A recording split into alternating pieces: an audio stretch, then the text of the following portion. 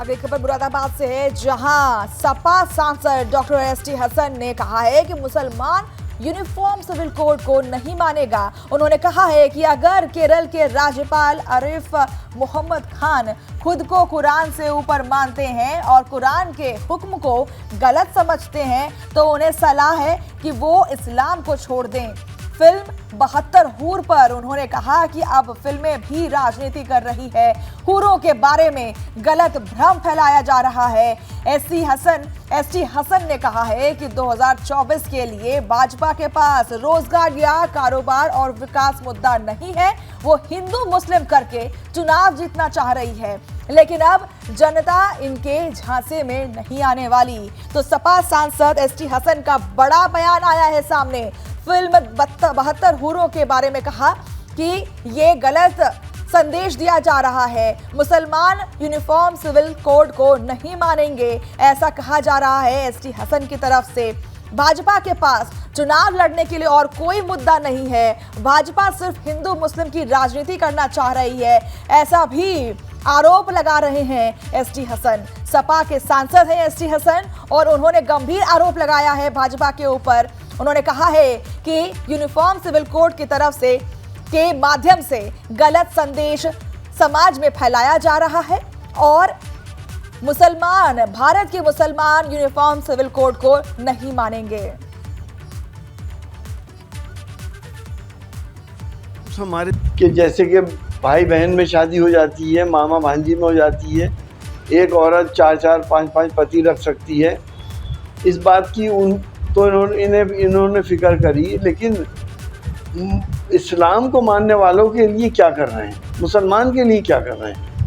हम शरीयत पे चलने वाले लोग हैं, वो इस्लाम के कानून जिससे किसी और को कोई दुश्वारी नहीं है, या हम अपनी औलाद में किस तरह से अपनी विरासत को बांटते हैं। जो हुक्म कुरान पाक ने अल्लाह ने हम लोगों को दिया, हम तो वो फॉलो करते हैं और करते रहेंगे। लोगों को अगर किसी इंसान के बच्चे नहीं हो रहे हैं या उसकी बीवी बहुत बीमार है और बीवी की इजाज़त से दूसरी शादी कर रहा है, तो आपको तकलीफ़ क्यों है? आपने बेगैरती बेहयाई लिविंग रिलेशनशिप को आम कर दिया, होमोसेक्सुअलिटी को लीगल कर दिया, तो अब क्या औचित रहेगा 2 शादी या 4 शादियों का? ये हमारे पर्सनल लाज हैं, इससे किसी को कोई नुकसान नहीं है, लेकिन ये एजेंडा है, क्योंकि 2024 का एजेंडा है, नफरतों का एक जाल है, समाज को बांटने का प्रयास है। हम इसकी सख्त से सख्त मुखालफत करते हैं। तो खबर हल्द्वानी से है, जहां हल्द्वानी के चोर गलिया में ताश के पत्तों की तरह कार बह गई। शेर नाले में उफान में आने के चलते बही कार और कार चालक ने कूदकर अपनी जान बचाई है। पहाड़ों में तेज बारिश से शेर नाला उफान में है, जान जोखिम में डालकर नाला पर पार कर रहे हैं लोग।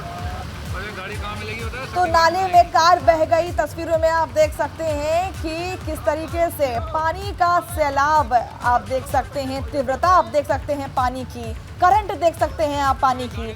उसी बीच एक कार बह जाती है। शेर नाले में उफान के चलते कार बह गई। तस्वीरों में आप देख सकते हैं, हम आपको दिखा रहे हैं कि किस तरीके से कार बहती हुई नजर आ रही है सैलाब में।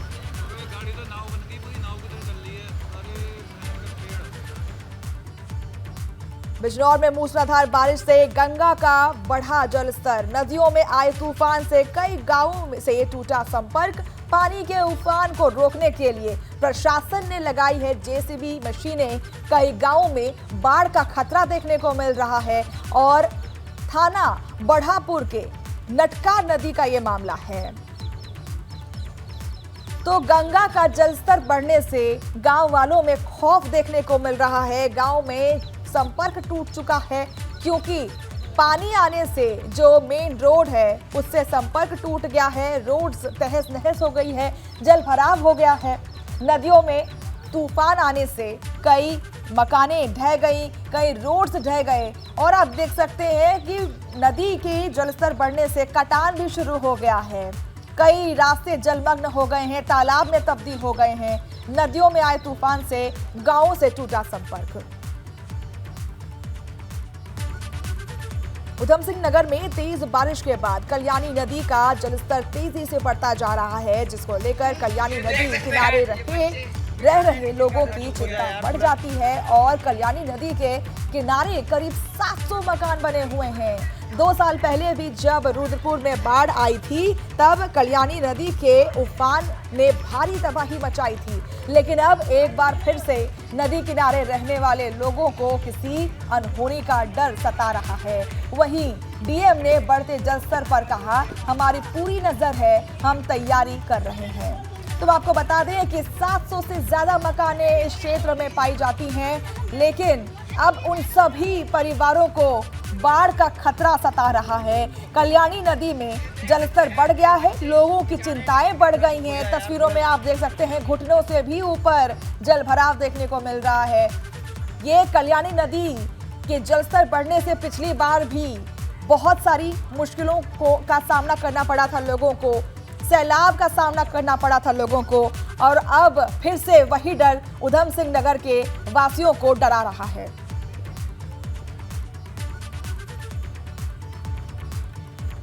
वहीं मुरादाबाद में बारिश के बाद भरभरा कर गिरी दीवार गिरने का वीडियो सोशल मीडिया पर वायरल हो रहा है।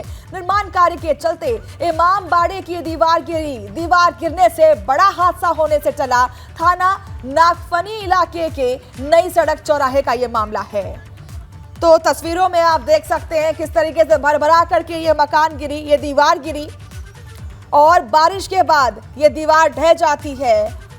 हर तरफ यूपी में या फिर हम कहें देश के अन्य क्षेत्रों में बारिश या फिर जलभराव की समस्या देखने को मिल रही है, बारिश का कहर देखने को मिल रहा है, और ये सितम मुरादाबाद में भी जारी है। बारिश के बाद ये दीवार ढह जाती है। हालांकि कोई हताहत होने की खबर नहीं है, एक बड़ा हादसा टला है। बारिश के बाद भरभरा कर ये दीवार गिर जाती है। दीवार गिरने का वीडियो सोशल मीडिया पर वायरल हो रहा है। बारिश के बाद ये दीवार गिरी थी। बिजनौर में मूसलाधार बारिश से एक मकान की गिरी दीवार के मलबे में दबी मासूम बच्ची। मलबे में दबने से बच्ची ने तोड़ा दम। बच्ची की मौत से परिवार में कोहराम मचा हुआ है। थाना कोतवाली शहर के निजामतपुरा गांव का ये मामला है।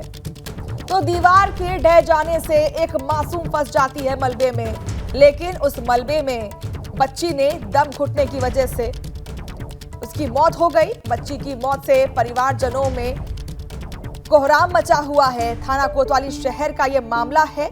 मलबे में दबने से बच्ची की मौत हो गई। मूसलाधार बारिश से मकान की दीवार गिर गई थी, जिसके बाद उस मलबे में दबने से बच्ची की मौत हो गई।